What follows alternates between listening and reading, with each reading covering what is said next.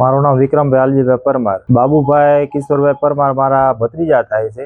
એમના વાઈફને કાલે સવારે થાનગઢ સરકારી હોસ્પિટલમાં બાળક નસબંધીનું ઓપરેશન કરવા લાવેલા સવારે 9 વાગે। સવારે 9 વાગ્યાથી લાવેલા તેઓ ડૉક્ટરની વાટ જોવામાં સાંજના 5 વાગે લગડ વાટ જોઈ। સાંજે 5 વાગે ડૉક્ટર આવ્યા। સાંજે 5 વાગે એટલે ડૉક્ટર એક પછી એક બેનના ઓપરેશન કરવા માંડ્યા।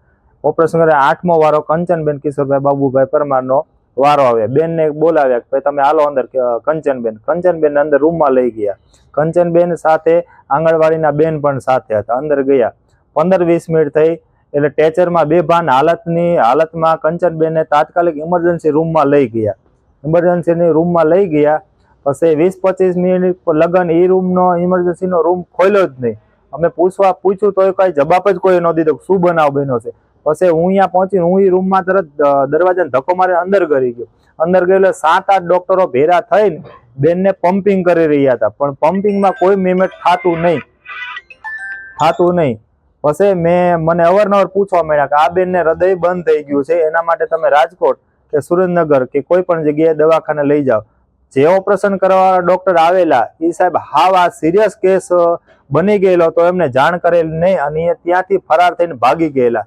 થાનગઢમાં અવારનવાર આવા કેસ બન્યા જ કરે છે, તો આની સામે કોઈ અવાજ નથી ઉઠાવતું, કોઈ તંત્ર કોઈ આમાં જવાબદારી નથી લેતું।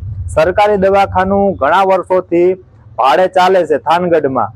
બીજું, બેનની ઉંમર 25 વર્ષ ઉંમર છે, એક છોકરો છે અને એક છોકરી છે। છોકરી 1 વર્ષની છે, છોકરો 8 વર્ષનો છે।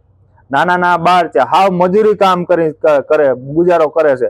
હાવ એટલે હાવ પરિસ્થિતિ લોકો ખરાબ છે, તો તાર એમનો આધાર કોણ? મારું નામ બાબુભાઈ કિશોરભાઈ પરમાર। મારી પત્ની સાથે આ ઓપરેશનનો એક કેમ્પ હતો, એટલે અમારે બેનનો ફોન આવ્યો હતો અઠવાડિયા પહેલા કે હવે આપણે ઓપરેશન કરાવવાનું છે। એટલે મેં કીધું કાંઈ નસબંધીનું ઓપરેશન માટે અમે આવ્યા હતા। હાજા હુરા જતા અમે આવ્યા ત્યારે સરકારી હોસ્પિટલમાં અહીંયા કને થાનગઢ સરકારી હોસ્પિટલમાં અહીંયા કને અમારો કેમ્પ હતો ને ડૉક્ટર રહ્યા ને એ બહારથી આવવાના હતા ધાંગધ્રાથી। અહીંયા કને અમારે કેસ કઢાવીને બધું રિપોર્ટ કરીને સવારે 9 વાગે અમે અહીંયા કને આવી ગયા હતા।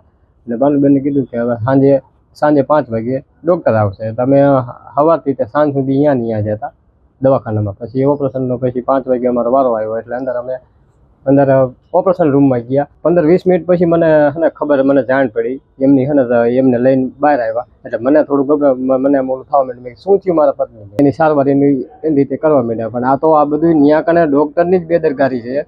અંદર જે કાંઈ વસ્તુ થઈ છે કર્યું છે એ અંદરથી જ બધું બનાવ બની ગયેલો હતો, એટલે એ તો અમને તો ખબર પડવા દીધી નથી।